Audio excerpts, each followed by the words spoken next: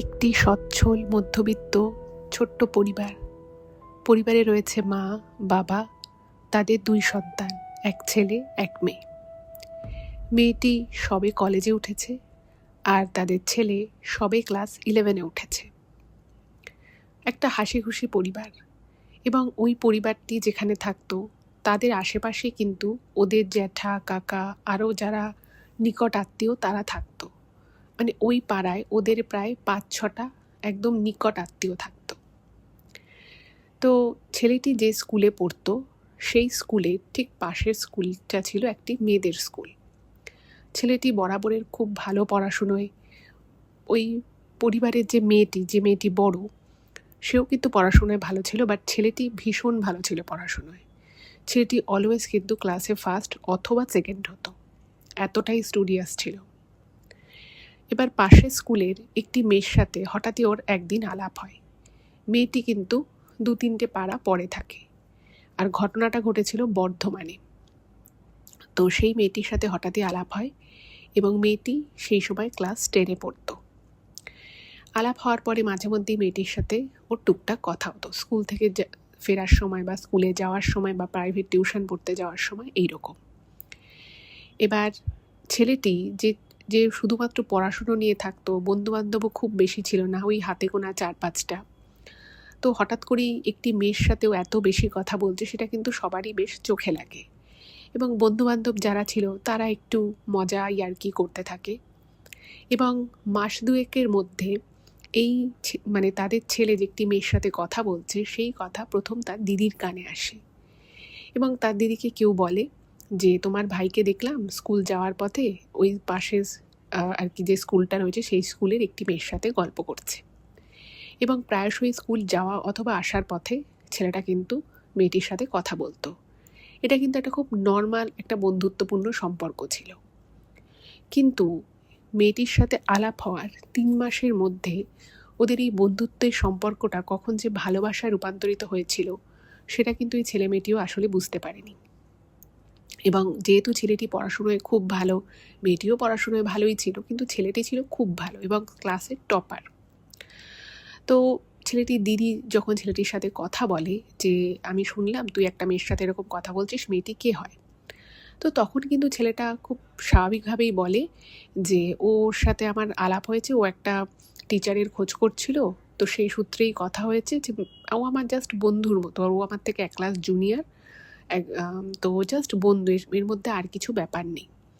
তো দিদিও বিষয়টা বুঝেই যায় যে ঠিক আছে, পড়াশুনো করছে, ছেলে মেয়ে উভয়ই বন্ধু থাকতেই পারে, এটার মধ্যে তো খুব বিশাল বড় কোনো ব্যাপার নেই।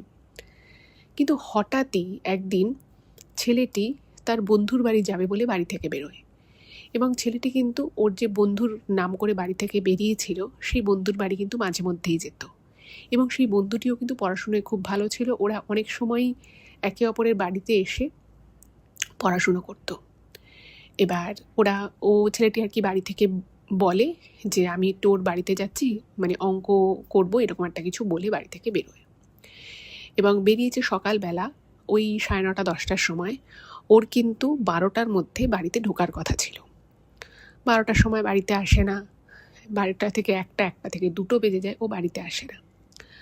তো তখন ছেলেটির মা ওর সেই বন্ধুর বাড়ি চলে যায়, যে কী ব্যাপার। ওদের বাড়িতে তখন কোনো ফোন ছিল না, এটা আমি অনেক বছর আগেকার কথা বলছি, ধরুন তাও 18-19 বছর আগেকার কথা। তো তখন ওদের বাড়িতে ফোন আসেনি।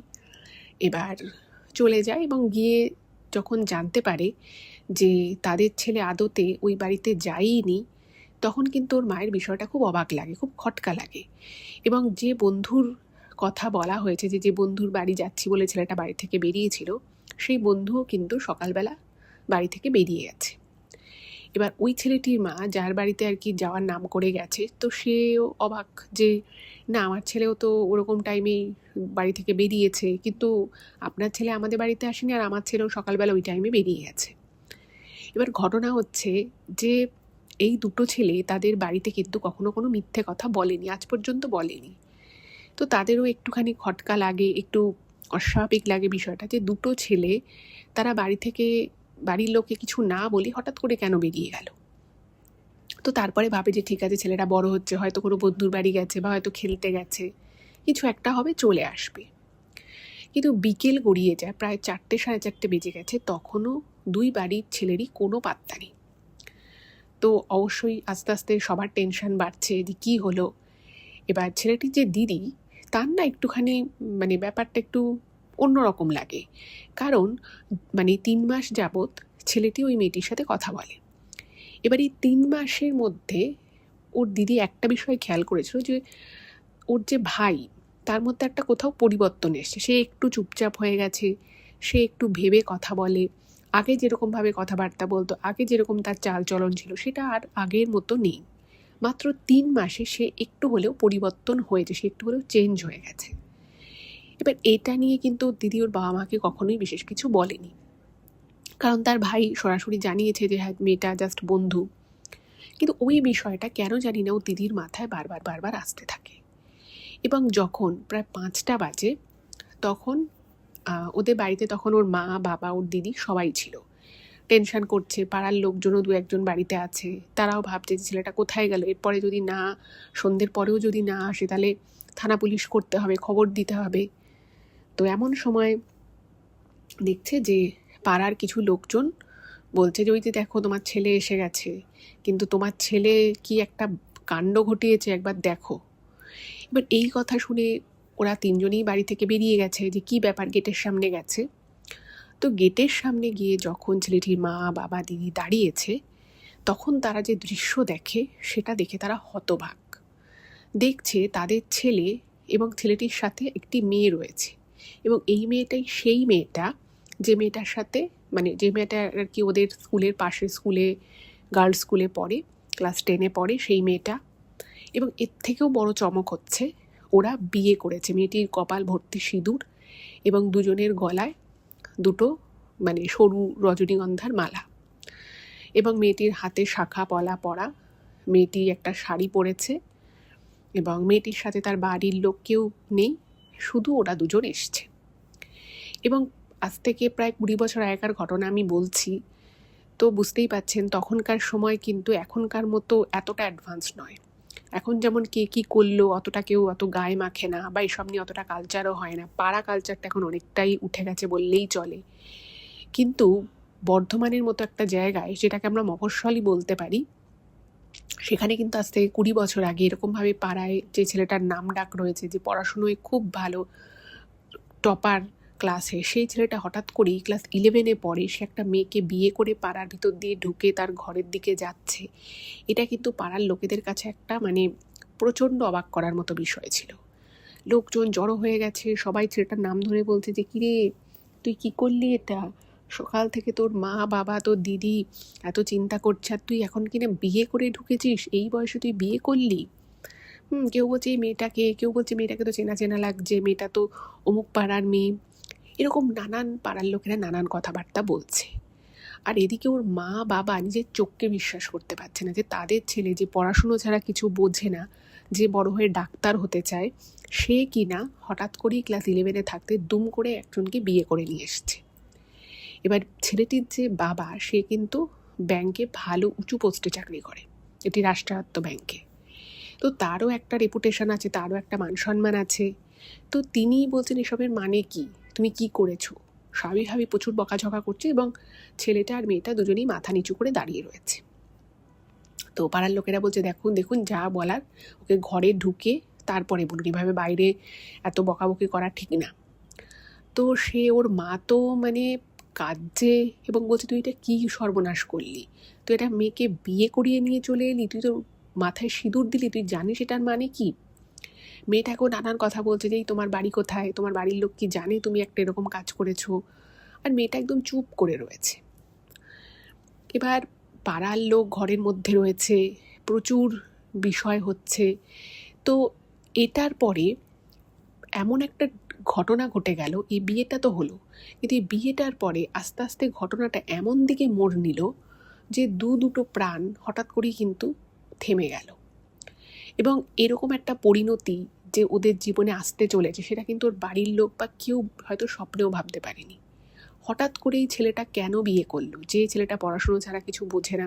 দেখুন, ভালো কারোকে লাগতেই পারে, ভালোবাসাও তৈরি হতে পারে, কিন্তু তাই বলে বিয়ের মতো একটা ডিসিশন ক্লাস 11-এর একটি ছেলে এবং ক্লাস 10-এর একটি মেয়ে কি করে নিল, কেন নিল, এবং তারপরে তাদের এরকম করুণ পরিণতি বা কী করে হলো, এবং এটার পিছনে কী কারণ ছিল, তারপর কি হলো, এই সব কিছু যদি আপনাদেরকে জানতে হয় তাহলে কিন্তু ঘটনাটা পুরোটা শুনতে হবে আপনাদেরকে।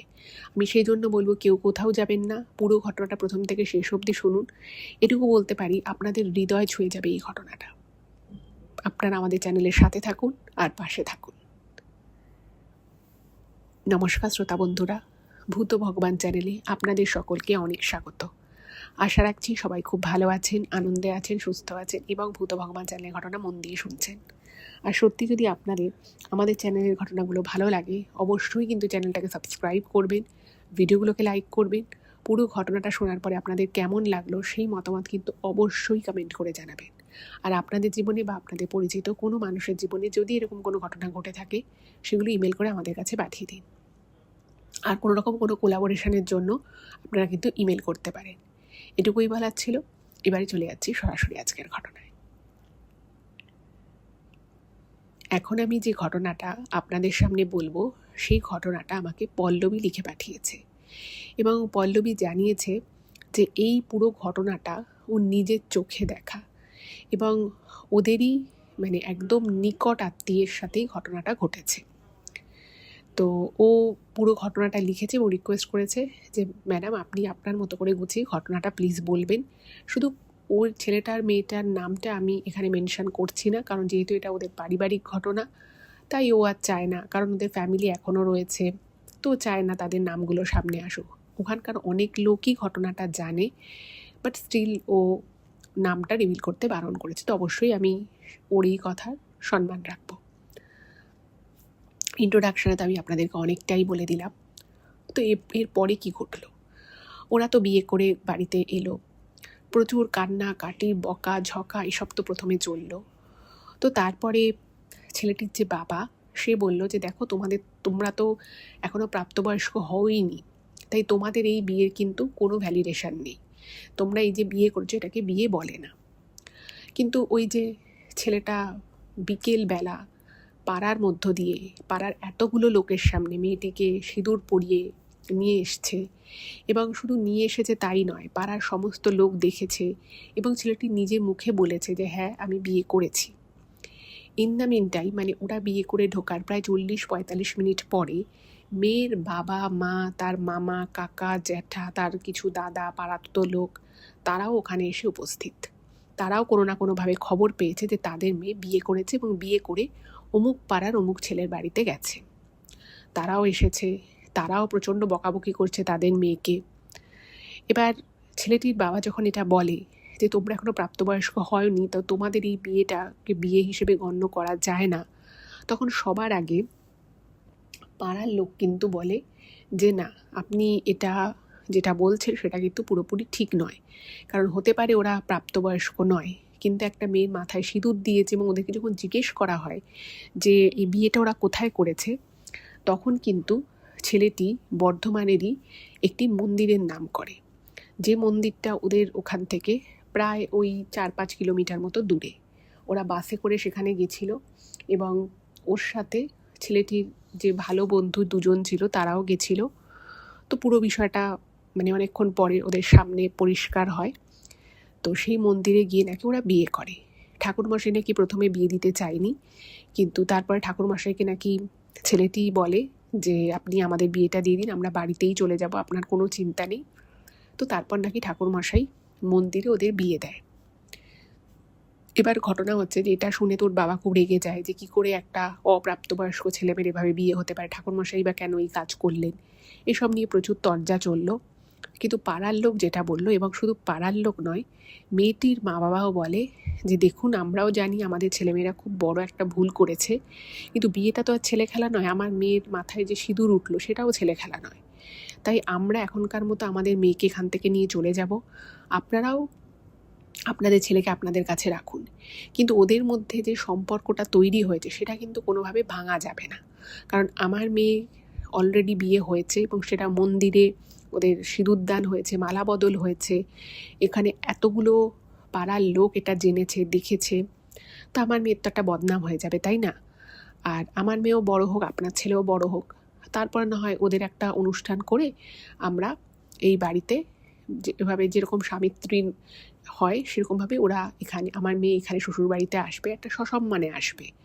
আমার মেয়েরও তো একটা দাম আছে, মানছি ওরা ভুল করেছে, ভুল আপনার ছেলেও করেছে, আমার মেয়েও করেছে, কিন্তু তার জন্য এই বিয়েটাকে আমরা স্বীকৃতি দেব না, এটা তো হতে পারে না। কারণ আমার মেয়েকে এভাবে যে আপনার ছেলে বিয়ে করে নিয়ে বাড়িতে ঢুকেছে এটা সবাই দেখেছে, আর বিয়েটাকে আপনি অস্বীকার করতে পারেন না। পাড়ার লোকও সেম কথাই বলে যে ভুল করেই করুক আর ঠিক করেই করুক, ভালো তো বাসে ওরা দুজনকে, আর বিয়েও হয়েছে, তো এটাকে কোনোভাবে নালিফাই করা যাবে না।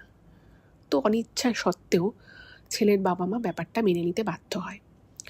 তো তখন বলল যে ঠিক আছে, আপনারা আপনাদের মেয়েকে নিয়ে চলে যান, আমরাও আমাদের ছেলেকে আমাদের কাছে রাখছি, ওদের পড়াশুনো করবে, ওরা নিজের পায়ে দাঁড়াবে, তারপর আমরা একটা অনুষ্ঠান করব, অনুষ্ঠান করে আপনাদের ঘরের মেয়েকে আমরা ধুমধাম করে এই বাড়িতে নিয়ে আসব। এবার এইখানে ছেলেটা হঠাৎ করেই, যে ছেলে বাবা মায়ের মুখের উপরে কোনোদিনও কথা বলে না, যে ছেলে পড়াশুনো ছাড়া কিছু বোঝে না, সেই ছেলেটা তখন বলে যে না, ও এখানেই থাকবে, এই বাড়িতেই থাকবে, ও আমার দিদির সাথে থাকুক, আমি যেরকম পড়াশুনো করছি, আমার জীবন যেরকম চলছে সেরকমই চলবে, আর ওর জীবনও যেরকম চলছে, ও স্কুলে পড়াশুনো করে সব কিছু ঠিক আছে, ওর জীবনও ওর মতোই চলুক, কিন্তু ওকে আমার থেকে আলাদা করে দিও না।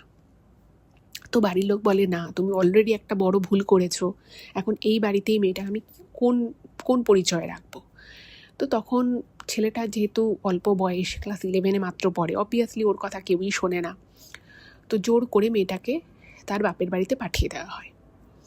এবার ওই যেরকম স্কুল যাওয়া আসার পথে আগে যেরকম কথা হতো, এখন হয়তো আর একটু বেশি কথা হয়। তো এই যে বিয়ে হয়েছে এই কথাটা কিন্তু সারা জায়গায় রটে গেল, ইভেন ওদের স্কুলেও রটে গেছে। ছেলেটা স্কুল গেছে, তো ওকে সবাই বিভিন্ন রকম কথা বলছে, কেউ রাগাচ্ছে, কেউ মজা নিচ্ছে। এদিকে মেয়েটার সাথেও সেম ঘটনা ঘটেছে, মেয়েটা সিঁদুর পরে স্কুল যাচ্ছে। তো এই ব্যাপারটা না এত বেশি চর্চায় চলে আসে যে পাড়ার লোকেরাও এটা নিয়ে খুব কথা বলতে থাকে, যে এরকম একটা রেপুটেড ফ্যামিলির ছেলে, যে ছেলেটা নিজে পড়াশুনোয় এত ভালো, ক্লাসে ফার্স্ট হয়, সে হঠাৎ করে এই মেয়েটার মধ্যে কী এমন দেখলো যে এই মেয়েটাকে হট করে বিয়ে করে নিল। কেউ কেউ বলছেন এই মেয়েটা নিশ্চয়ই ফাঁসিয়ে বিয়ে করেছে, কেউ বলছে যে নিশ্চয়ই ছেলেটারকে কিছু খাইয়ে দিয়েছে, ছেলেটাকে বশীকরণ করেছে, তাই বিয়েটা হয়েছে। এরকম নানান কথাবার্তা হতে লাগলো। আর এদিকে হঠাৎ করেই যেটা হলো, ছেলেটা না কীরকম যেন রাতারাতি বদলে গেল। মানে ও কারোর সাথে খুব বেশি কথা বলতো না, ওকে প্রশ্ন করলে উত্তর দিত, দ্যাটস ইট। বাট ওকে যদি কিছু জিজ্ঞেস করা হতো, কিছু বলা হতো, ওর না মানে উত্তর দিতে চাইতো না, নিজের মতো থাকতো, ভালো করে খাওয়া দাওয়া করতো না। ওর বাড়ির লোক প্রথম কিছুদিন তো ওর উপরে খুবই রেগেছিল, কিন্তু তারপরে যখন দেখছে যে তাদের ছেলে একটা অস্বাভাবিক আচরণ করছে, পড়াশুনো তো আগের মতো অতটা কনসেন্ট্রেশন নেই, তো তখন ওর বাবা মা ওর দিদিকে বলে যে তুই একটু ভাইয়ের সাথে কথা বল না, ওর মনে কি চলছে আর কেন এই কাজটা করলো। মানে ওর কাউকে ভালো লাগলো, ভালোবাসলো, সেটা তো সেই পর্যায়েও রাখা যেত, হঠাৎ করে বিয়েটা কেন করতে হলো।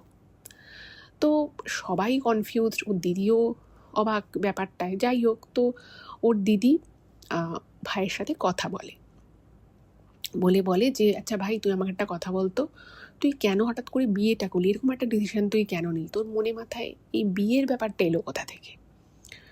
তো তখন না ওনার ভাই অদ্ভুত কিছু কথা বলে, যে কথাগুলোর কোনো মাথামুণ্ড কেউ খুঁজে পায় না, এবং যে কথাগুলো যে তার ভাইয়ের মনে মাথায় কোথা থেকে এলো, কিভাবে এলো, যে ছেলে পড়াশুনো ছাড়া কিছু বুঝতো না, তার বাইরে ক্রিকেট খেলতে শুধু ভালোবাসতো, সেই ছেলেটা হঠাৎ করে এত গভীর কথাবার্তা কী করে বলা শুরু করলো, কী করে এরকম চিন্তা ভাবনা হলো, সেটা না বাড়ির লোকেরা কেউই বুঝতে পারে না। তো আপনারাও নিশ্চয়ই ভাবছেন যে ছেলেটা এমন কি বলল যেটার জন্য বাড়ির লোক হঠাৎ করে চমকে গেল তার কথা শুনে। শুনুন তাহলে। ছেলেটির দিদি যখন ছেলেটিকে এই কথাগুলো জিজ্ঞেস করে যে কেন তুই বিয়ে করার মতো ডিসিশন নিলি, কী এমন ব্যাপার হলো, তোর মেয়েটাকে এত কি করে ভালো লেগে গেল, তখন ছেলেটা একটুখানি থেমে থাকে, কিছুক্ষণ চুপ করে থাকে, এবং তারপর বলে যে দেখ দিদি, তোরা যেটা ভাবছিস আমার সম্পর্কে, তোদের ভাবনা চিন্তাটা একদম স্বাভাবিক, আমি বলবো না তোরা আমার সম্পর্কে ভুল ভাবছিস, কিন্তু আমি তো জানি আমি যদি এই বিয়েটা না করতাম তাহলে আমার জীবনের একটা অনেক বড় কাজ অপূর্ণ থেকে যেত। এবার একটা ক্লাস 11-এর ছেলে, সে বিয়ে করেছে, সে বিয়ে করার পরে বলছে সে যদি এখন বিয়ে না করতো তাহলে নাকি তার জীবনের একটা বিশাল কাজ নাকি অপূর্ণ থেকে যেত। তো এটা শুনে যে কারোর নয় রাগ হবে নয় হাসি পাবে, তাই না? তো দিদিরও হাসি পায়, কিন্তু ওর দিদি যেহেতু ব্যাপারটা খুব সিরিয়াস ব্যাপারের জায়গায় চলে গেছিলো, তো দিদির একটু রাগ হয়। তো দিদি বলছে যে মানে তুই ক্লাস 11-এ পড়িস, তোর সামনে তুই ডাক্তার হওয়ার স্বপ্ন দেখিস, সামনে তোর এত পড়াশুনো রয়েছে, এত একটা কঠিন সময় আসছে যে সময় তোর পড়াশুনোর প্রতি, কেরিয়ারের প্রতি কনসেন্ট্রেট করতে হবে, তুই সেসব না করে তুই বিয়ে করে বলছিস যে তোর আর সময় পেতিস না তুই বিয়ে করার। তো এত তাড়া কিসের? তখন ও দিদিকে বলে যে দেখ দিদি, জীবনে কখন কি হয় কেউ তো জানে না, তাই আমি এই কাজটা করলাম। আর আমার খুব ভালো লাগতো যদি ও এই বাড়িতেই থাকতো। যাই হোক, কেউ মানলো না, আমার তো আর কিছু বলার নেই, তাই ওকে আমি আমার সামনাসামনি রাখতে পারলাম না, কিন্তু আমাকে এই কাজটা করতেই হতো। যাক গিয়ে এখন যাই হয়ে যাক না কেন, বিয়েটা তো আমার হয়ে গেছে ওর সাথে, এটা আমার একটা বড় শান্তি। তো এবার ওর দিদি একটু ওর উপরে রেগে যায়। ওর দিদি তখন বলে যে আচ্ছা, তুই এই সমস্ত যে বড় বড় কথা বলছিস, সামনে তোর পরীক্ষা, মেয়েটারও সামনে মাধ্যমিক পরীক্ষা, তোদের কি ভয় ডর বলেও কিছু নেই? আর সারাটা জীবন তোদের পড়েছিল বিয়ে করার জন্য, সংসার করার জন্য, এখন তো ভালো করে পড়াশুনো করে নিজেদের কেরিয়ারটা করার সময়, কেন এরকম ভুল করলি, কেন এরকম একটা কাজ করে বসলি? তো তখন আবারও ছেলেটা কিছুক্ষণ চুপ করে থাকে এবং তারপর ওর দিদিকে বলে যে দেখ, আমি কেন বিয়েটা করি সেটা তুই বুঝবি না, তবে এটুকু আমি তোকে বলবো, জীবনে কখন কি ঘটে যায় না কিছু বলা যায় না। তো এই কথাগুলো শুনে ওর দিদির খুব অদ্ভুত টাইপের লাগে এবং ওকে বলে যে ঠিক আছে, তুই তো দেখছিস বাড়ির অবস্থা এখন ভালো নয়, মা ঠিকমতো কারোর সাথে কথা বলতে পারে না, বাবা তোর সাথে কথা বলা প্রায় বন্ধই করে দিয়েছে, তোর কি ভালো লাগছে বাড়ির এই পরিবেশটা? তো তখন ওর ভাই বলে যে দেখ, সব কিছু আস্তে আস্তে ঠিক হয়ে যাবে। এবং এরপরে মাধ্যমিক পরীক্ষা হয় এবং মেয়েটির মাধ্যমিকে খুব ভালো রেজাল্ট করে। সেটাতে স্বাভাবিকভাবেই ছেলেটিদের বাড়িতে একটু স্বস্তি আসে যে বাহ, মেয়েটাও এত ভালো রেজাল্ট করেছে। তো তখন ওর মা, মানে ছেলেটির মা, তখন ওর বাবাকে বলে যে চলো ওদের বাড়িতে একটু যাই, মেয়েটাকে একটু দেখে আসি, একটু মিষ্টি মুখ করিয়ে আসি, এত ভালো মেয়েটা রেজাল্ট করেছে, মেয়েটাও কিন্তু স্কুলে ফার্স্ট হয়েছিল। তো ওর বাবার ইচ্ছে ছিল না, কিন্তু তবুও ওরা ওদের বাড়ি যায় এবং আগের থেকে বিষয়টা একটু হলেও কিন্তু বেটার হয়। এরপরে তো মাঝে মধ্যেই ওদের মানে বাড়িতে খুব একটা মেয়েটা আসতো না বা ছেলেটাও যেত না, কিন্তু এই টুকটাক রাস্তাঘাটে ওদের কথা হতো। আর এমনি কখনো কোনো অকেশান হলে তখন মেয়েটা তার বাড়ির লোকের সাথে ওদের বাড়িতে আসতো। এবার আস্তে আস্তে সময় এগোতে লাগলো এবং এই বিয়ে করার পর থেকে কিন্তু ছেলেটার মধ্যে অনেক পরিবর্তন লক্ষ্য করা গেল।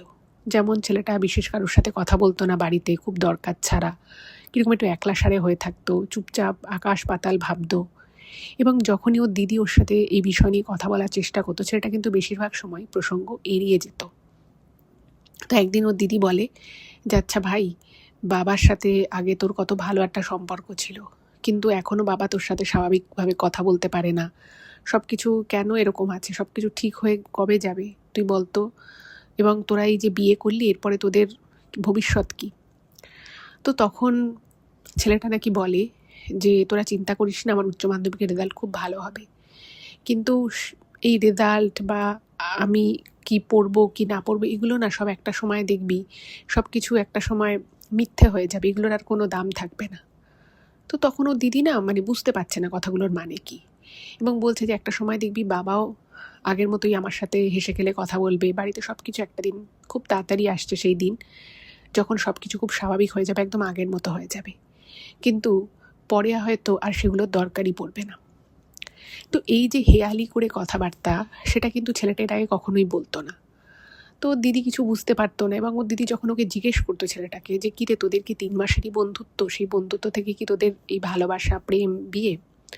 তখন ছেলেটা বলতো যে আমি ওকে বহু বছর থেকে চিনি এবং আমি ওকে এতটাই বেশি চিনি, ওর সম্পর্কে এতটাই জানি যে ওর যদি বাড়িতে কোনো অসুবিধে হয়, কোনো শরীর খারাপ হয়, আমি এই বাড়িতে বসে বুঝতে পেরে যাবো, আবার আমারও যদি কোনো সমস্যা হয় ও কিন্তু ওর বাড়িতে থেকেই বুঝতে পেরে যাবে। এবার এই যে কথাগুলো না, সেগুলো ওর দিদি কিছু বুঝতে পারতো না, ভাবতো যে ঠিক আছে বাচ্চা ছেলে, প্রেম ভালোবাসার টানে এরকম কথাবার্তা অনেকেই বলে থাকে, হয়তো এই বিষয়টা অনেকটা ইম্যাচিওর, বাট ওর ভাই কিন্তু একদমই ইম্যাচিওর ছেলে ছিল না, যথেষ্ট ম্যাচিওর একজন মানুষ। তবুও মনে হতো যে ঠিক আছে, কথাগুলো বলছে, এগুলোর অতটা কোনো ভ্যালু নেই। সময় এগোলো এবং উচ্চ মাধ্যমিকে ছেলেটার কিন্তু দারুণ রেজাল্ট হলো। এবং যে মুহূর্তে ছেলেটার উচ্চ মাধ্যমিকে খুব ভালো রেজাল্ট হলো, ইভেন তখন তো জয়েন্ট এন্ট্রান্সের মাধ্যমেই মেডিকেলে এন্ট্রান্স হতো, তো জয়েন্টেও কিন্তু খুব ভালো রেজাল্ট আসে, ইঞ্জিনিয়ারিং মেডিকেল দুটোতেই। তো এই রেজাল্টের খবরে ওদের বাড়িতে একটা যাকে বলে খুশির আভাস ফিরে এলো।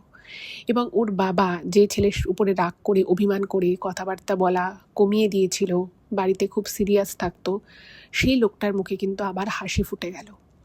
সে তখন ছেলেকে বলল যে বাহ, তুই এত ভালো রেজাল্ট করেছিস, আমার যত দুঃখ ছিল, কষ্ট ছিল, একটা অভিমান ছিল তোর উপরে যে আমার ছেলেটা পড়াশুনো সব কিছুকে জলাঞ্জলি দিয়ে একটা মেয়েকে ফট করে বিয়ে করলে এই বয়সে, তুই সেই সমস্ত দুঃখ আমার ভুলিয়ে দিয়েছিস। এবং এই ওর উচ্চ মাধ্যমিকের রেজাল্টের পরে ওর বাবা মা কিন্তু মেয়েটাকে সম্পূর্ণ রকমভাবে মেনে নিল। মানে ওদেরকে একদিন বাড়িতে আসতে বলে, ওদের বাড়িতে অনেক খাওয়া দাওয়া হয়, অনেক গল্প গুজব হয়, অনেক প্ল্যানিং হয় যে মানে বেসিক পড়াশুনোটা হওয়ার পরেই মেয়েটাকে অনুষ্ঠান করে, বিয়ের মতো যেরকম একটা অনুষ্ঠান হয় একদম সেম অনুষ্ঠান করে ওরা একটা বড় করে বউ ভাত করবে এবং করে মেয়েটিকে ওদের বাড়িতে নিয়ে আসবে। এবং দুই বাড়ির ভিতরে কিন্তু সমস্তটা ঠিক হয়ে যায়, যে যেটুকু রাগ অভিমান যেটুকু যা ছিল সব কিন্তু 2 বছরের মাথায় সব ঠিক হয়ে যায়। এবার রেজাল্ট বেরোনোর 10-12 দিন পরে, যখন এবার ওর মেডিকেল কলেজে ভর্তির বিভিন্ন রকমের প্রসিডিওর শুরু হবে, সব কিছু যখন হবে, তো তার আগ দিয়ে মানে হঠাৎ করেই ছেলেটা আর কি খুব চুপচাপ হয়ে যায়। মানে এমনিও একটু কম কথা বলতো, এবার যেন একদম চুপচাপ হয়ে যায়। বাড়িতে কিন্তু তখন সব কিছু নর্মাল, ছেলেটার বাবা মা মেয়েটিকে মেনে নিয়েছে, মেয়েটির বাবা মাও যথেষ্ট হাসি স্বাচ্ছন্দ্যে এদের বাড়িতে আসা যাওয়া করে, সব কিছু একদম পারফেক্ট, কোথাও কোনো প্রবলেম নেই। হঠাৎই ছেলেটা 2 দিন ধরে খুব চুপচাপ হয়ে যায় এবং খাওয়া দাওয়া খুব কমিয়ে দেয় এবং তৃতীয় দিন, মানে 2 দিন এরকম করে এবং তৃতীয় দিন ওর ছেলেটার ঘুম থেকে উঠতে গিয়ে ওই সকাল 6টা থেকে 6:30টার মধ্যে। তো পরের দিন কি হয়েছে, ওর 8টা বেজে গেছে, ও ঘুম থেকে ওঠেনি। এবার ওর মা দরজা ঠক করছে যে বাবা উঠে পড়, অনেকক্ষণ হয়ে গেছে। আর ও কিন্তু মানে যত রাতেই পড়াশুনো করে শুক না কেন, ওই 6টা থেকে ম্যাক্সিমাম 7টা, তারপরে কিন্তু আর ঘুমোয় না, কোনো দিনই না। বাট সেদিন আর দরজা খুলছে না। এবার অনেক ধাক্কাধাক্কির পরে, আর ছেলে কিন্তু সবসময় যে দরজা দিয়ে শোয় সেটাও না, অনেক সময় দরজাটা যে ভেজিয়ে শুতো, কিন্তু সেদিন ভিতর থেকে দরজাটা দিয়ে শুয়েছে। এবার ওদের বাড়িতে যখন এরকম একটা ঘটনা ঘটছে যে ছেলেটাকে ধাক্কাধাক্কি করা হচ্ছে, মানে ওর দরজায় ধাক্কাধাক্কি করা হচ্ছে, ছেলেটার কোনো সাড়ানাড়া পাওয়া যাচ্ছে না, তো তখন ওর দিদি বাড়িতে ছিল আর ওর মা ছিল। তো ওর দিদিও খুব চিৎকার চেঁচামেচি করছে, তো আশেপাশের লোকজন চলে আসে এবং ওদের বললাম যে ওদের আত্মীয় স্বজন অনেক, তারা পাশাপাশিই থাকতো। তো তারা এসে যখন দরজা ধাক্কা মেরে দরজা ভেঙে ফেলে, তো ভাঙার পরে দেখছে ছেলেটা মানে কীরকম একটা অচৈতন্য মতো হয়ে বিছানার উপরে শুয়ে আছে এবং ঘরের জিনিসপত্র, কিছু জিনিস মানে লণ্ডভণ্ড বললে ভুল হবে, কিন্তু কিছু জিনিস আর কি এদিক ওদিক হয়ে আছে। সঙ্গে সঙ্গে ছেলেটা চোখে মুখে জল দেওয়া হয়, তাতেও যখন ওর জ্ঞান ফেরে না, ওকে হাসপাতালে নিয়ে যাওয়ার ব্যবস্থা করা হয়। ছেলেটার বাবাকে খবর দেওয়া হয়। তো ছেলেকে যখন হাসপাতালে নিয়ে যাওয়া হয়, তারা কিন্তু ডাক্তাররা বলে যে ও প্রায় 4-5 ঘন্টা আগেই মারা গেছে। এই কথাটা শুনে ওদের বাড়ির প্রত্যেকটা সদস্য, ছেলেটির মা, ছেলেটির বাবা, ছেলেটির দিদি, পায়ের তলা থেকে যেন মাটি সরে যায়। বিনা মেঘে বজ্রপাতের মতো একটা কন্ডিশন। ওরা কিছুতেই বুঝতে পারছে না যে ডাক্তারবাবু যেটা বলছে সেটা কি আদৌ সত্যি। ওর মা বলছে, ডাক্তারবাবু আপনি আমার ছেলেটাকে আরেকবার দেখুন, ও কি হয়েছে, ওর নিশ্চয়ই কিছু শরীর খারাপ হয়েছে, ও চলে যেতে পারে না। তো ডাক্তারবাবু বলছেন যে না, এটা একটা মানে কার্ডিয়াক অ্যারেস্টের মতোই হয়েছিল। এবং ডাক্তারবাবু নিজেও বলেন যে এই বয়সে এরকম একটা বিষয় খুবই খুবই আর কি রেয়ার, ভীষণ রকমভাবে রেয়ার। তো যা হবার হয়ে গেছে, ডাক্তারবাবু বলেন আর কিচ্ছু করার নেই, ওকে নিয়ে যান। এবার ওর মা, ওর বাবা, ওর দিদি কাঁদতে কাঁদতে পাগল হয়ে গেছে। এবং যখন ওরা ছেলেকে নিয়ে ওদের বাড়িতে আলটিমেটলি আসে, ঠিক সেই সময় ওদের বাড়িতে খবর আসে মেয়েটি যার সাথে আর কি বিয়ে হয়েছিল, সেই মেয়েটিকেও কিন্তু তার ঘরের মধ্যে ওরকমই অচৈতন্য অবস্থায় পাওয়া যায়। মেয়েটিকেও তার বাবা মা তার বাড়ির লোকেরা ডাকাডাকি করে সাড়া নাড়া না পেয়ে যখন দরজা খুলে দেখে যে মেয়েটা ওরকমভাবে পড়ে রয়েছে এবং ডাক্তার বাড়িতে ওরা ডাকে, সে ডাক্তার এসে বলে যে মেয়েটির অনেকক্ষণ আগেই মারা গেছে। এবং সেক্ষেত্রেও কিন্তু ডাক্তারবাবু সেভাবে কোনো মানে শরীরে কোথাও কোনো আঘাতের চিহ্ন নেই, কোনো এমন নয় যে কোনো ওষুধ খেয়েছে, সেরকম কিচ্ছু না। ডাক্তারবাবু সেখানেও পরীক্ষা নিরীক্ষা করে যেটা বোঝেন সেটা ওই কার্ডিয়াক অ্যারেস্টই বলে। এবার এই দুটো ছেলে মেয়ে যাদের বিয়ে হয়েছিল, প্রায় 1.5-2 বছর হয়ে গেছিলো ওদের বিয়েটা হয়েছিল, 2 বছর হয়ে গেছিলো। তো সেই 2 বছর মানে সম্পর্কটা ওদের ছিল এবং ওদের মধ্যে কিন্তু কোনো দিন, ছেলেটার মেয়েটার মধ্যে কোনো দিন কোনো ঝামেলা অশান্তি কিচ্ছু ছিল না। আর মানে লাস্ট 3-4 মাসে মানে ওরা বিয়ে করার পরপরই ব্যাপারটা দুই বাড়ি থেকেই মেনে নিয়েছিল, কিন্তু কোথাও একটা হালকা হলেও সমস্যা ছিল। কিন্তু যেদিন মানে মেয়েটা আর কি যখন ক্লাস 10-এ খুব ভালো রেজাল্ট করে, 11-এ ওঠে, সায়েন্স নিয়ে পড়াশুনো করে, অনেকটাই কিন্তু বিষয়টা স্বাভাবিক হয়ে গেছিলো। তারপর যখন ছেলেটা খুব ভালো রেজাল্ট করে উচ্চ মাধ্যমিকে, ও মেডিকেলে চান্সও পেয়ে যায়, তখন কিন্তু সিনারিও আরও চেঞ্জ হয়ে যায়। দুই বাড়ি কিন্তু খুব খুশি ছিল। ছেলেটির বাড়ি থেকে মেয়েটিকে মেনে নিয়েছিল, মেয়েটির বাড়ি থেকে তো ছেলেটাকে আগেই মেনে নিয়েছিল। সব কিছু কিন্তু একদম পারফেক্ট চলছিল, কোথাও কোনো অশান্তি ছিল না। এবং এই যে ঘটনাটা ঘটে তার আগে থেকেও কিন্তু মানে তার আগের দিন যে ওদের বাড়িতে কোনো ঝগড়া ঝাঁটি অশান্তি কিছু হয়েছিল তাও নয়, সব কিছু একদম নর্মাল ছিল, একদম ফাইন ছিল। বাট তা সত্ত্বেও কী করে দুটো ছেলেমেয়ের মধ্যে মানে এরকম একটা কানেকশান তৈরি হলো। আর ওদের বাড়িতে কিন্তু সেই সময় মোবাইল ফোন ছিল, ছেলেটির কাছেও একটা মোবাইল ফোন ছিল, মানে একদম যে পাতি যে সেটগুলো হয়, যে ফিচার ফোনগুলো হয় সেরকম। আর মেয়েটির কোনো নিজস্ব মোবাইল ফোন ছিল না, মেয়েটির বাড়িতে একটা মোবাইল ফোন ছিল। তো সেখানেও যে ওদের মধ্যে যে কোনো ঝগড়াঝাটি হয়েছিল তার কিন্তু কোনো প্রমাণ মেলেনি। এবং ফোনের যে হিস্ট্রি দেখা যায় তাতে দেখা গেছিলো যে যেদিন ঘটনাটা ঘটে তার আগের দিন লাস্ট ওদের কথা হয় সন্ধ্যে 6টার সময়, এবং সেটাও খুব বেশিক্ষণ কথা হয় না। আর মেয়েটার যেহেতু নিজস্ব মোবাইল ছিল না, মেয়েটি বাড়িতেই ফোনটা থাকতো, মোবাইল ফোনটা, ফলে ও বাড়ির লোকের সামনেই কথা বলতো। তারাও বলছে যে আমরাও বুঝতে পারছি না যে আমাদের মেয়ের সাথে এটা কী করে ঘটলো। আর দুটো ছেলে মেয়েই কিন্তু একদম সুস্থ সবল ছিল, কোনো প্রবলেম ছিল না। তো দুটো বাড়িতেই মানে একেবারে কান্নার রোল পড়ে গেছে। মেয়েটির বাড়ি থেকে যেটা জানা গেল যে মেয়েটা নাকি কিছুদিন আগে থেকে বলছিল, মানে ওর বন্ধুবান্ধব যে কজন খুব ক্লোজ ফ্রেন্ড ছিল বা বাড়িতেও 2-1জনকেও বলেছিল যে ওর নাকি কিছু ভালো লাগছে না, এটা বলেছিল। আর এটাও সাথে সাথে বলে যে আমার ওর সাথে বিয়ে হয়ে গেছে, এটা খুব আমার কাছে খুব আনন্দের, খুব গর্বের, ওকে ছাড়া আমি থাকতে পারবো না, এরকম কথাবার্তা বলে।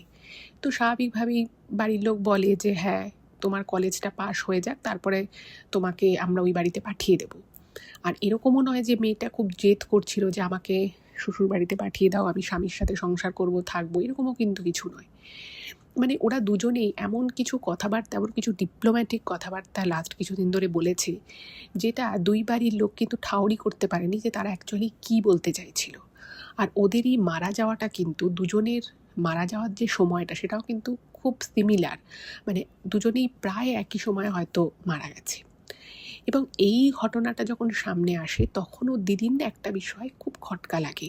তার কারণ হচ্ছে ওর ভাই একবার ওর দিদিকে বলেছিল, আমি যেটা বললাম যে আমার যদি এখানে শরীর খারাপ হয় ও টের পেয়ে যাবে, ও ঠিক বুঝে যাবে, এবার ওর যদি আবার কিছু শরীর টরীর কিছু খারাপ করে আমি বুঝে যাব, এবং ওকে আমার তো মনে হয় আমি ওকে বহু বহু বছর ধরে চিনি। এই যে কথাগুলো বলেছিল না, এই কথাগুলো ওর দিদির মধ্যে না খুব হন্ট করতে থাকে। এবং ওর দিদি ওর বাবাকে বলে যে বাবা, জানো তো ভাই আমাকে এই কথাটা বেশ কয়েকদিন আগে বলেছিল। এবং এটা খুবই অদ্ভুত যে দুটো ছেলে মেয়ে যারা একদম সুস্থ সবল, তাদের দুজনেরই প্রায় একই সময় প্রায় একইভাবে কী করে মৃত্যু ঘটল। তাদের তো এভাবে মারা যাওয়ার কথাই না, বাট তা সত্ত্বেও তাদের প্রাণ দুটো টাটকা তাজা প্রাণ দুটিভাবে কী করে চলে গেল। কোনো শরীর খারাপ না, কোনো অসুস্থতা না, কোনো চোট আঘাত পেয়েছে, এরকম কিচ্ছু নয়। এবার ঘটনা হচ্ছে যে ওরা দুজন দুজনকে ভালোবাসতো, বিয়ে করেছিল, বাড়ির থেকেও সবাই মেনে নিয়েছিল। বাট তাহলে সমস্যাটা কোথায় ছিল? আর যদি কোনো সমস্যা নাই থাকবে তাহলে এই ঘটনাই বা কী করে ঘটল? এবার ওর ছেলেটা চলে যাওয়ার পরে এই ছেলেটাদের বাড়িতে যেটা হলো যে ওর বাবা মা একদম মানে যাকে বলে ফুল ডিপ্রেশনে চলে গেল। ঠিকমতো খাওয়া দাওয়া করতো না, ওর বাবার যেখানে কাজ ছিল সেখানেও উনি ঠিকমতো যেতেন না। বাড়ির একেবারে ছন্নছাড়া অবস্থা। অর্ধেক দিন বাড়িতে কোনো রান্না বাড়ি হতো না, দিদি যা দুটো পারতো ফুটিয়ে ভাত ফোটাতো সেটাই খাওয়া হতো এরকম।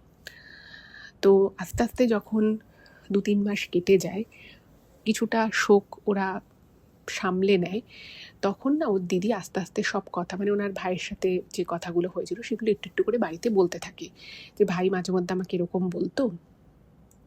আর সব থেকে যেটা কষ্ট সেটা হচ্ছে ছেলেটার মা, সে কোনোভাবে মেনে নিতে পারছে না যে তার ছেলে এভাবে চলে যেতে পারে। এদিকে তো মেয়েটার বাড়িতে খুব খুব দুঃখ পাচ্ছে, খুব কষ্ট পাচ্ছে, তাদের মেয়ের এভাবে চলে যাওয়াটা তারাও মানতে পারছে না। তো ছেলেটার মা, সে যখন তার মেয়ের থেকে কথাগুলো শোনে যে তার ছেলে এরকম কিছু কিছু কথা বলেছিল, তো ওনার না কোথাও একটা খটকা লাগে। উনি তখন ভাবেন যে যা হবার তা তো হয়ে গেছে, আমি তো আমার ছেলেকে হারিয়েই ফেলেছি, কিন্তু আমাকে জানতে হবে যে আমার ছেলে কেন এই কথাগুলো বলে গেছিল।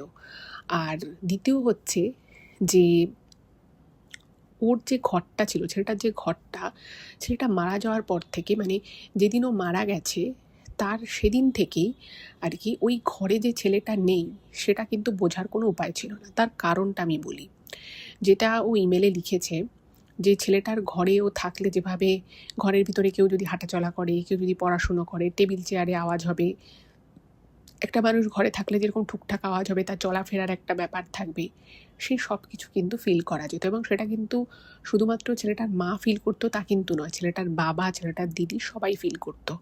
আর ওদের আশেপাশে, ওই যে বললাম যে ওদের প্রচুর জ্ঞাতি গোষ্ঠীরা সব আশেপাশেই থাকতো, তারাও ওদের বাড়িতে নিত্য আসা যাওয়া করতো, তারাও কিন্তু বুঝেছে যে ওই ঘরের মধ্যে কিছু একটা হচ্ছে।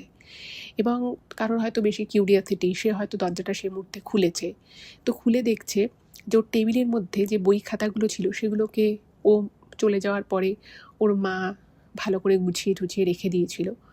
কিন্তু ওই ঘর যদি খোলা হতো, দেখা যেত যে ওর বইগুলো, মানে কেউ নাড়াঘাটা করলে, যদি বইটাকে কেউ নাড়াঘাটা করে, একটা বই আর একটা বইয়ের উপরে একটু ট্যারা ব্যাকা হয়ে থাকবে, এক্স্যাক্ট সেটা কিন্তু দেখা যেত। তারপরে চেয়ারটা একটু বেঁকানো, বিছানার চাদরটা একটুখানি এলোমেলো, এগুলো কিন্তু প্রায়শই দেখা যেত।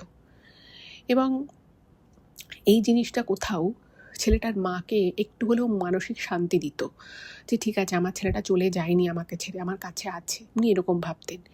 এবং অনেক আত্মীয় স্বজন আর কি ওর মাকে বলেছিল যে তোমাদের ঘরে তো এভাবে ছেলেটার মনে হচ্ছে ওর মানে আত্মার তো শান্তি হয়নি, হঠাৎ করে অকালে চলে গেছে, তো তোমরা একটা পুজো আর্চা করাও।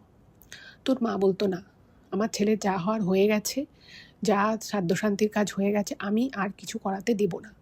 আর ও যে আমাদের মধ্যে আছে, এই বাড়িতে আছে, সেটা আমার কাছে একটা শান্তির জায়গা, আমি এই শান্তিটাকে নষ্ট করতে দেব না। এবং মানে যা হতো ওর ঘরে হতো, ওর মানে ছেলেটার ঘরের বাইরে যে কোনো ওর এক্সিস্টেন্স বোঝা যেত বা অন্য কোনো কিছু করতো তা কিন্তু নয়।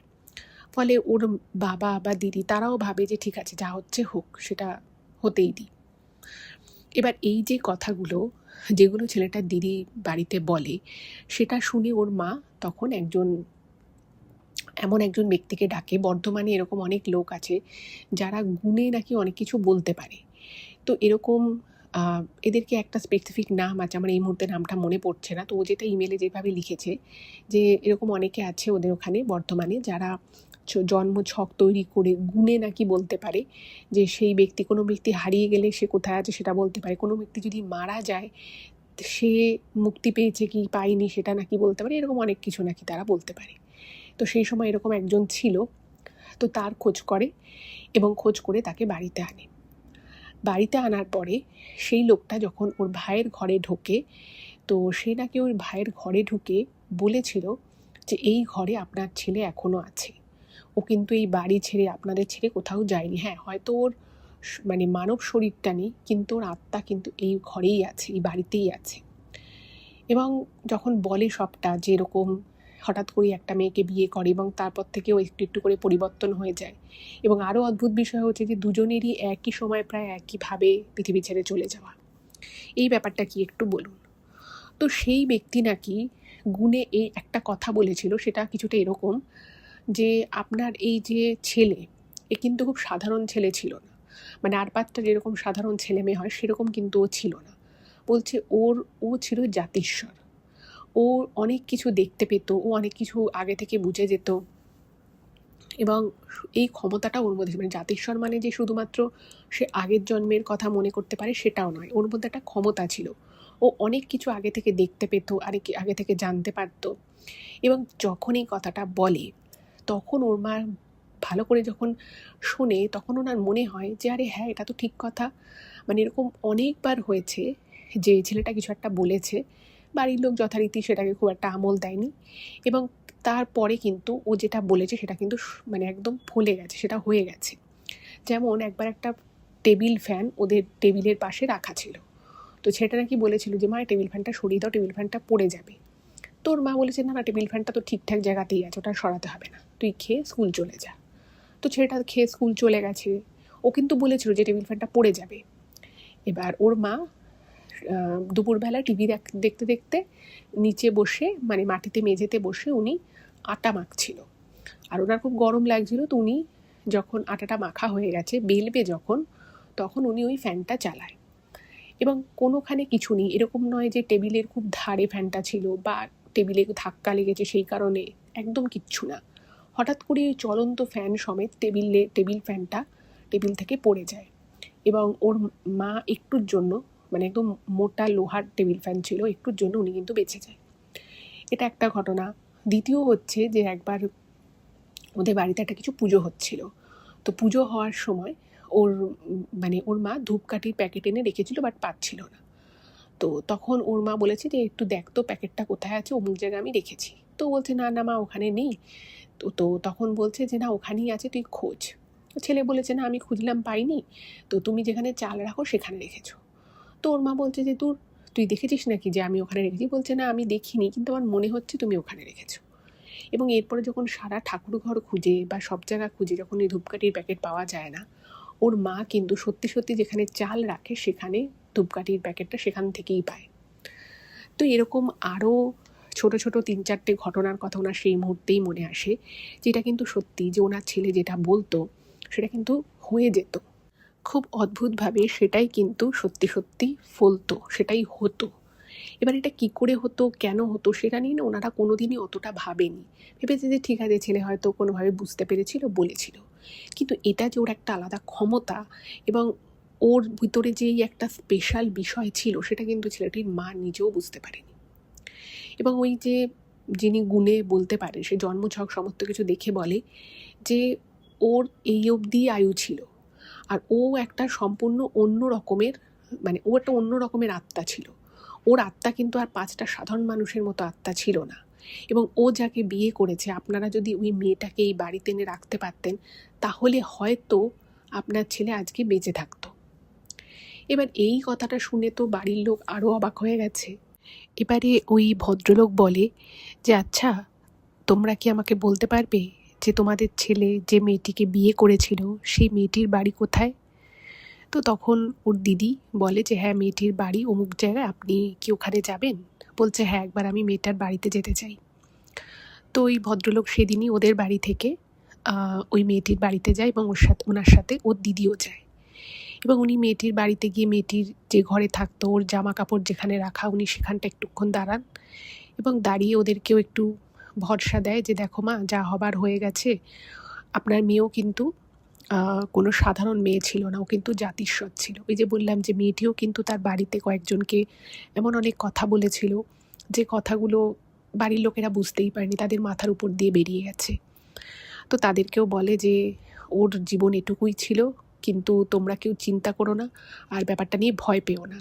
তার কারণ হচ্ছে মেয়েটির বাড়িতে কিন্তু এমন কিছু কিছু ঘটনা ঘটতো যেটা মেয়েটির বাড়ির লোক বুঝতে পারতো না যে ব্যাপারটা কি হচ্ছে, ওরা একটু ভয় পেয়ে যেত। যেমন মেয়েটি নাকি মাছ খেতে খুব ভালোবাসতো। তো ওদের বাড়িতে অনেক দিন তো ঠিকমতো রান্নাবাড়ি হয়নি, কিন্তু তারপরে যখন আস্তে আস্তে ওরাও স্বাভাবিক জীবনে একটু একটু করে ফেরার চেষ্টা করতে থাকে, তো ওদের বাড়িতে হয়তো মাছ রান্না হয়েছে। হঠাৎ করেই দেখতো যে রান্নাঘরে কেউ ঢোকেনি, ওর মা হয়তো রান্না করে স্নান করতে গেছে বা কিছু, এসে দেখতো 1 পিস মাছ কম। এবং এটা 1 দিন 2 দিন নয়, অনেক দিন ঘটেছে। তারপরে কখনো কখনো হঠাৎ করেই রাতের বেলা দেখা যেত যে হয়তো আলনায় ওর জামা কাপড়গুলো গুছিয়ে রাখা আছে, সেগুলো ঝপঝপ করে পড়ে গেল। এটাতেও বাড়িতে অনেকে একটু ভয় পেয়ে যেত।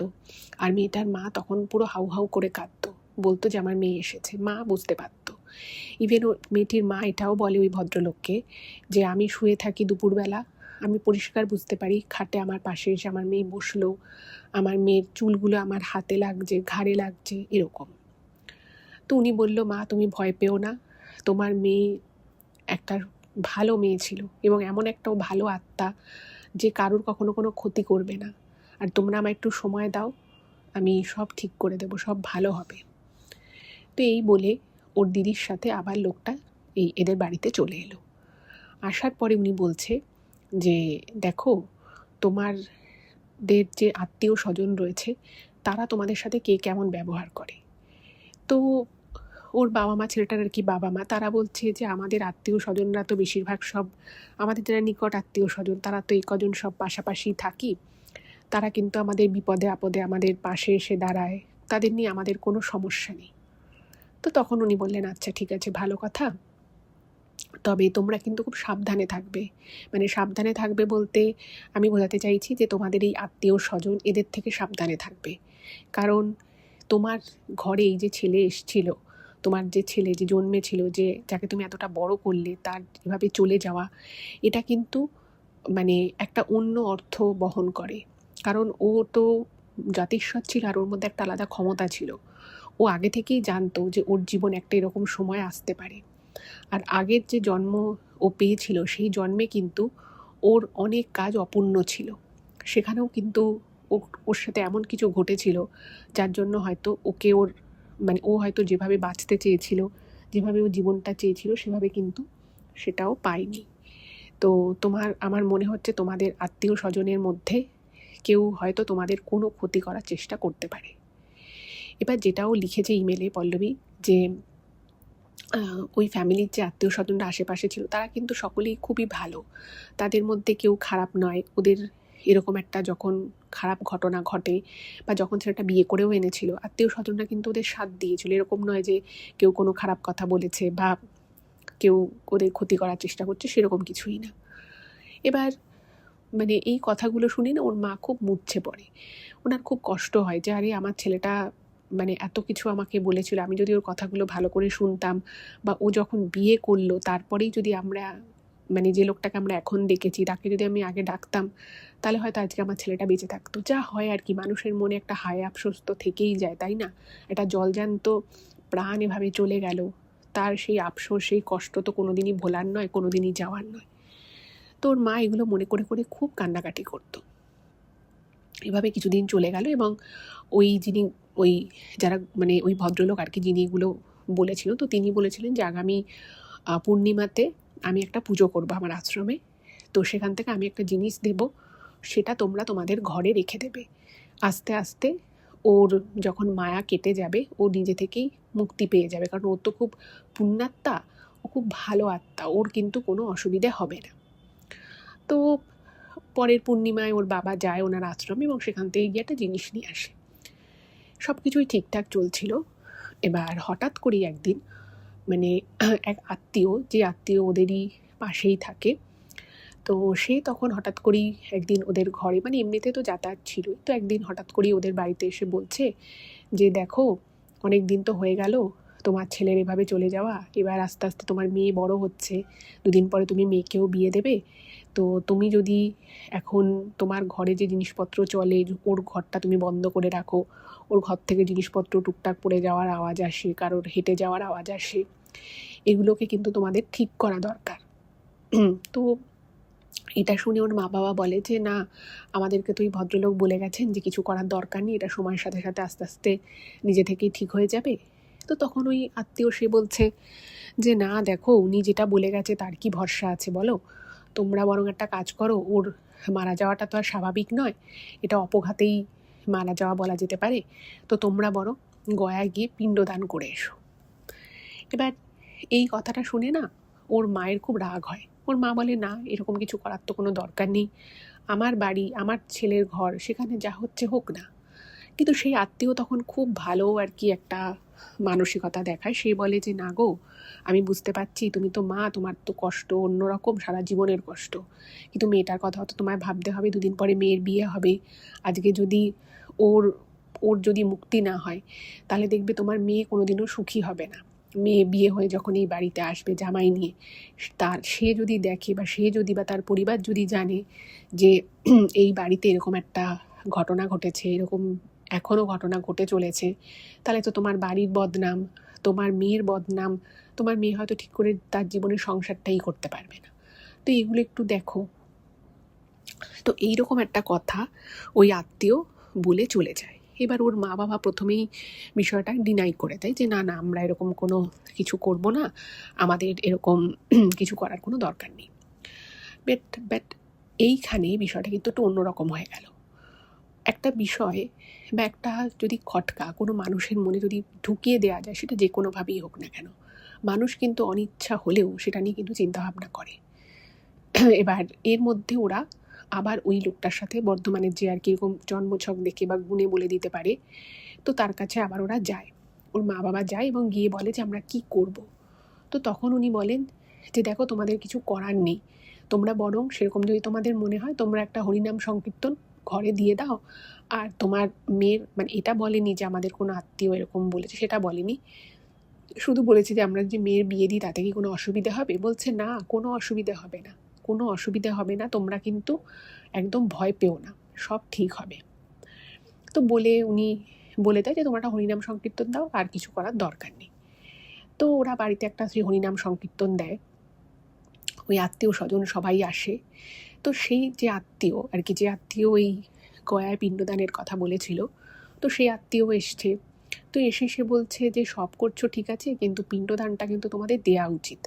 আমার একজন ঠাকুরমশাই চেনা জানা আছে, সে কিন্তু আমাকে এটা বলেছে যে তোমাদের বাড়ির যে আত্মীয়ের সাথে এই ঘটনাটা ঘটেছে, ওদের কিন্তু উচিত ইমিডিয়েটলি গয়ায় যাওয়া এবং গয়ায় গিয়ে পিণ্ডদান করা। এবার ঘটনা হচ্ছে যে এই কথাটা যখন উনি শোনে বা ওনার বাড়ির লোক আর কি শোনে, তাদের মনে হয় যে আরে অন্য ঠাকুরমশাই বলেছে, আমরা সেটা শুনছি না, কোনো ভুল হবে না তো।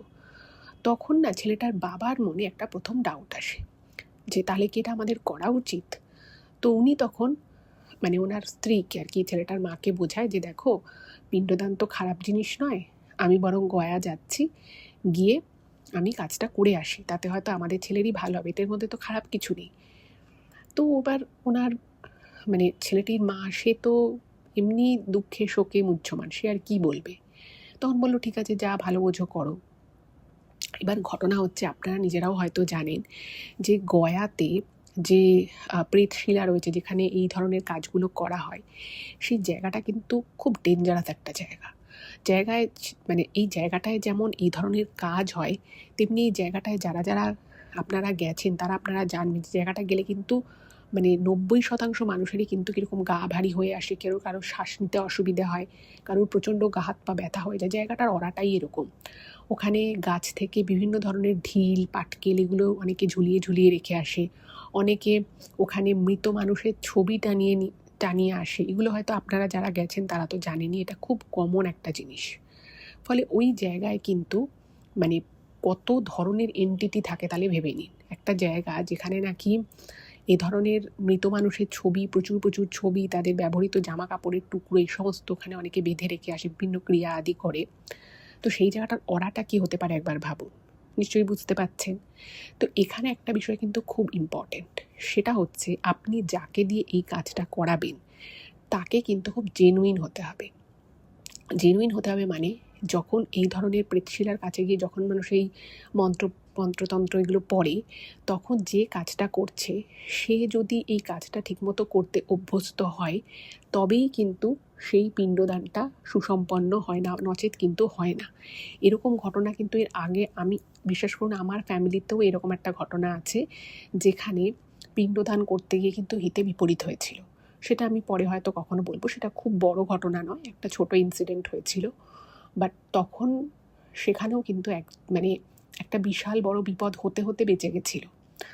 তো তখন ওখানকার যিনি ঠাকুরমশাই ছিল তিনি এই কথাটা কিন্তু বলেছিলেন, আমার যে আত্মীয় গেছিলেন তাকে বলেছিলেন যে এই যে মানে যেখানে আর কি পিণ্ডদানের এই কাজটা হয়, সেখানে যদি কেউ কোনো ভুলভাল মন্ত্র বলে দেয়, বা সেই মন্ত্র বলতে গিয়ে একটা মন্ত্র বলার বদলে যদি অন্য কোনো মন্ত্র বলে দেয়, তাতে কিন্তু এরকম অনেক সময় হয় যে অন্য কোনো দুরাত্মা চলে আসে, এসে কিন্তু তারা যে কাজ করছে তার উপরে কিন্তু অ্যাটাক করে, ডাইরেক্ট অ্যাটাক করে। এরকম ঘটনা কিন্তু প্রচুর আছে। আপনারা যদি কেউ গয়া গিয়ে থাকেন বা ভবিষ্যতেও গয়া যান, আপনারা যদি ওখানকার ঠাকুরমশাইদেরকে জিজ্ঞেস করেন, এরকম ইনস্ট্যান্স প্রচুর পাবেন শুনতে। এবার এই ছেলেটার যে বাড়ির লোক, মানে ওর বাবা গেছিল, ইনি এত কিছু জানতেন না। ওই যে আত্মীয় আর কি বলেছিল যে তোমাদের উচিত এরকম গয়া গিয়ে পিণ্ড দেয়া, সে তখন বলে যে ঠিক আছে, আমার একজন এরকম লোক চেনা আছে যে এই কাজগুলো করে। তার ফোন নাম্বার দিয়ে দেয়, বলে তুমি গয়া গিয়ে এনাকে ফোন করবে, সেই সব ব্যবস্থা করে দেবে। এবার এই ছেলেটার ফ্যামিলি খুব সাদাসিধে ফ্যামিলি ছিল, এবং ওরা নিজেদের আত্মীয়কেও খুব বিশ্বাস করতো। তো আত্মীয় বলেছে, ফোন নাম্বার দিয়েছে, তো উনি ভাবলেন যে ঠিক আছে, এমনিতেই মানে বাবা হয়ে একটা এরকম কাজ করতে যাওয়াটা ইটসেলফ প্রচণ্ড দুর্ভাগ্যজনক। উনি আর অত ভাবনা চিন্তা করেন না, উনি গয়ার উদ্দেশ্যে বেরিয়ে যায়, এবং বেরিয়ে গিয়ে উনি ওখানে পৌঁছন যখন, তারপরে ওই লোকটাকে ফোন করেছে। এবং আনফর্চুনেটলি যে লোকটাকে ফোন করেছিল সেই লোকটা একটা ভণ্ড লোক ছিল। সে কিন্তু এই কাজ কিভাবে করতে হয়, কিভাবে কেন করে, কি মন্ত্র বলতে হয়, সঠিক আচার নিয়ম কি, সেটা কিন্তু সে জানতো না। শুধুমাত্র এই কাজটা করলে একটা টাকা পাওয়া যাবে, সেই জন্য সেই কাজটা, মানে এরকম কাজ সে করে। এবার দেখুন, যখন কোথাও একটা কোনো ভুল কাজ হয়, প্রত্যেকবারই যে সেটার একটা কোনো ব্যাড এফেক্ট হবে তা তো হয় না। হয়তো করতে করতে কোনো একদিন এরকম হয় যে সেদিন সেই খারাপটা টের পাওয়া যায়। তো সেই দিন ছিল এরকমই একটা দিন।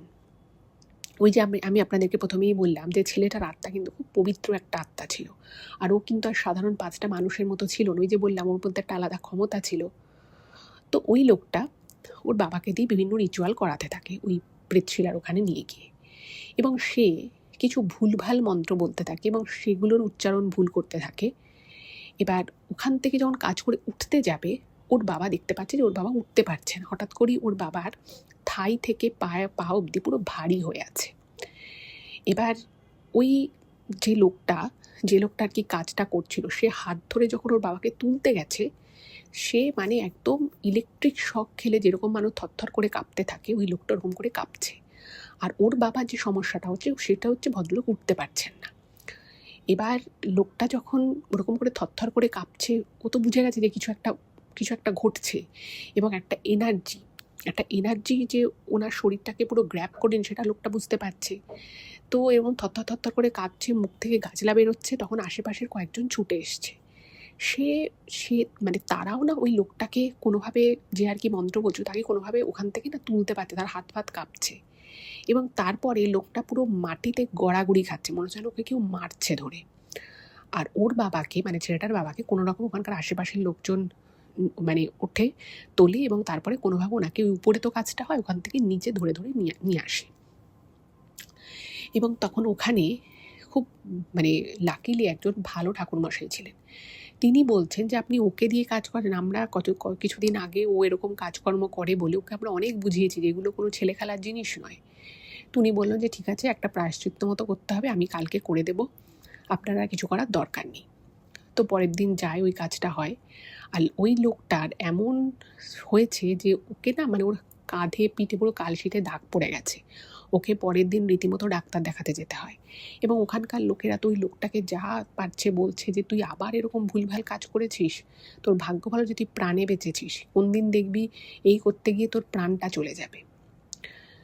তো ওর বাবা আসে, এবং আসার পরে ওনার মানে বাড়িতে যখন কথাটা বলে ওনার স্ত্রীকে, মেয়েকে, তো তখন ছেলেটার মা, বাবা, দিদি খুব ভয় পেয়ে যায় যে আমার ছেলের কোনো ক্ষতি হয়ে যাবে না তো, মানে ওকে তো বাঁচিয়ে তো আমরা রাখতে পারলাম না, ওর মৃত্যুর পরবর্তীতে ওর কিছু হবে না তো। আবার ওই লোকটার কাছে যায় যিনি আর কি বলেছিলেন যে সব কিছু করার দরকার নেই। তো তাকে গিয়ে যখন বলেছে, তখন লোকটা বলছে আপনি এসব কেন করতে গেছেন, আমি তো আপনাদেরকে বলেছিলাম কিচ্ছু করার দরকার নেই, আপনি ওর পিণ্ডদান করতে গেছে, এটা তো কোনো প্রয়োজনই ছিল না। আর এই যে আমি আপনাকে বলছিলাম না যে আপনাদের আত্মীয়র মধ্যে কেউ আছে যে আপনাদের মনে মনে ক্ষতি চায়, এবং এই আত্মীয়ই হচ্ছে সেই ব্যক্তি যার জন্য আগের জন্মে আপনার ছেলের কিন্তু খুব করুণ পরিণতি হয়েছিল, সময়ের অনেক আগে ওকে আগের জন্মেও চলে যেতে হয়েছিল। এই আত্মীয়ই আবারও এই জন্মে আপনাদের আত্মীয় হয়ে চলে এসেছে। তো এই কথা শোনার পর না, মানে ওদের আবারও একটা বিশাল শক লাগে যে এরকমও ঘটনা ঘটে। তারপর উনি বলেন যে আপনাদেরকে আমি বলছি কিচ্ছু করার দরকার নেই, আপনি বরং ওর যে ঘরটা রয়েছে সেখানে একটা তামার পাত্রে 1 ঘটি গঙ্গা জল রেখে দেবেন, আর কিচ্ছু করার দরকার নেই। তো সেটাই করে। তারপরে আস্তে আস্তে এই যে বিষয়গুলো ছিল, ওর ঘর থেকে আওয়াজ পাওয়া, এইসব হওয়া, কোনো কিছু জিনিসপত্র পড়ে যাওয়া, মানে ওর বইপত্র এদিক ওদিক হয়ে যাওয়া, সেগুলো কিন্তু আস্তে আস্তে সত্যি সত্যি নিজে থেকেই কমে যায় এবং একটা সময় পরে পুরোপুরি বন্ধ হয়ে যায়। এবং অদ্ভুতভাবে ছেলেটার প্রত্যেক জন্মদিনের আগে ছেলেটার মা কিন্তু স্বপ্নে ছেলেকে দেখে। ছেলেকে শুধু দেখে তাই নয়, ছেলে ওনার সাথে স্বপ্নে এসে রীতিমতো কথা বলে। এবং এর মধ্যেও মানে এখন অনেকগুলো বছর মাঝখানে কেটে গেছে, বাট এখনও কিছু একটা হওয়ার আগে, কিছু একটা ঘটার আগে ওর মা একটা স্বপ্ন দেখে, যেটায় উনি দেখেন যে ওনার ছেলে কিছু একটা ওনাকে বলছে বা বোঝানোর চেষ্টা করছে, এবং ঠিক তার 2-3 দিনের মাথায় সেটা কিন্তু ফলে যায়। আজও সেটা হয়। তো এটাই ছিল ঘটনা। কেমন লাগলো জানাবেন। ভালো লাগলে চ্যানেলটাকে সাবস্ক্রাইব করে ভিডিওগুলো একটু সকলের সাথে শেয়ার করে দেবেন। খুব ভালো থাকবেন। দেখা হবে আবার পরের এপিসোডে। নমস্কার।